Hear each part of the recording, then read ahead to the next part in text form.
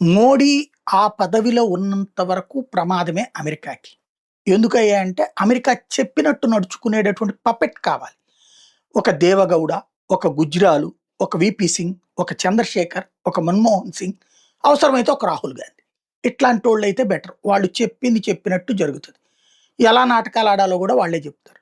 నరేంద్ర మోడీ అనేటటువంటోడు silent killer. మాట్లాడకుండా చంపేస్తున్నాడు.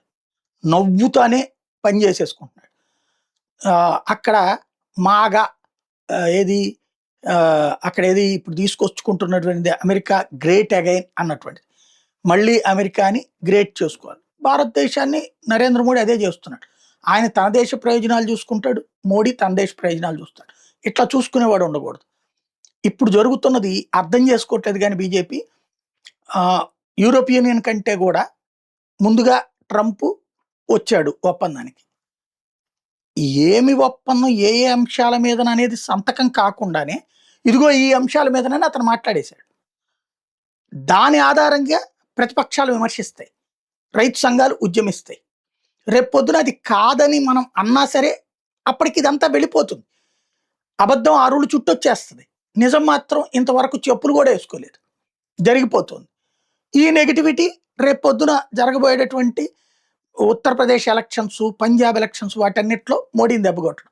ఎందుకంటే మొన్న వీళ్ళందరూ చేసిన కుట్ర 2024కి ముందు ఫలించింది దేశవ్యాప్తంగా. దాని కారణంగానే అంతకుముందు 303 సీట్లు వచ్చినట్టు బీజేపీ 240కి పరిమితమైంది. అదృష్టవశాత్తు చివరిలో ఆ జేడీఎస్, తెలుగుదేశంతో పొత్తు వీటి ఇంపాక్ట్ వల్ల వచ్చినటువంటిది కూటమిగా 290 దగ్గరికి. అదే 290 దగ్గరికి వచ్చినటువంటి. అయితే ఇండివిజువల్‌గా రాకుండా చేయడంలో వాళ్ళ కుట్ర ఫలించింది గదా! ఇప్పుడేం లెక్కేసుకుంటున్నారు? ఈ గొడవలన్నీ సృష్టించేసేసి అంటే ఆ తర్వాతన మోడీ కళ్ళు తెరిచి వరుసబెట్టి జాగ్రత్తగా అన్ని రాష్ట్రాలు గెలుచుకుంటూ వచ్చింది బీజేపీ. మాక్సిమం సక్సెస్ అయింది. దాంతో మోడీ హవా పెరుగుతోంది. ఇప్పుడు మోడీ హవాని ఆ మోడీ హవా పెరగడమే ఆ వరుస విజయాల ఇంపాక్టే బ్రిటన్ వాడొచ్చినా, కెనడా వాడొచ్చినా, రష్యా వాడొచ్చినా, చైనా వాడొచ్చినా, యూరప్ దేశాలొచ్చినా. ఇక్కడ ఒక పపెట్ గవర్నమెంట్ ఉందంటే రారు. అమెరికా చెప్పినట్టు నడుచుకునేవాడు ఉన్నాడంటే రారు. కాబట్టి మోడీకి అసంతృప్తి క్రియేట్ చేయాలి. ఎలా చేస్తారు? ఇదేదో నేను వేగ్గా చెప్పట్లేదు. యూరోపియన్ యూనియన్ వాళ్ళకి మానవ పౌర హక్కులకు సంబంధించినటువంటి అంశాలు చాలా సీరియస్‌గా ఉంటాయి. వాళ్ళు ప్రతిదానికంటే అమెరికాని అలవాటు చేసింది వాళ్ళకి. ఎలాంటి దరిద్రం ఉంటదంటే ఇప్పుడు అతనెవరో రంజాన్ కార్యక్రమానికి రమ్మనమంటే రాలేదట. క్రిస్టియన్ అతను బ్రిటన్‌లో.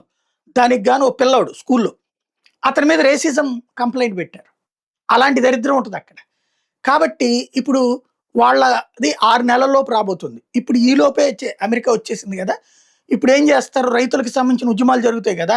అమెరికాతో ఒప్పందం సందర్భంలో ఇప్పటికే బిగిన్ చేసేసారు గదా! ఇలాగా ఉద్యమాలు చేసేటటువంటి వాళ్ళది చూసినప్పుడు అదిగో రైతులు ఫీల్ అవుతున్నారు అన్నటువంటి పేరుతో యూరోపియన్ ఆగాలి. మానవ హక్కుల ఇబ్బంది జరుగుతోందని యూరోపియన్ ఆగాలి. అక్కడ వాళ్ళ ల్యాబింగ్‌తో ఆ పని చేస్తుంది అమెరికా. తద్వారా ఇక్కడ ఇండియా మీద కుట్ర, మోడీ మీద కుట్ర సీరియస్‌గా తీసుకెళ్తున్నాడు ట్రంప్.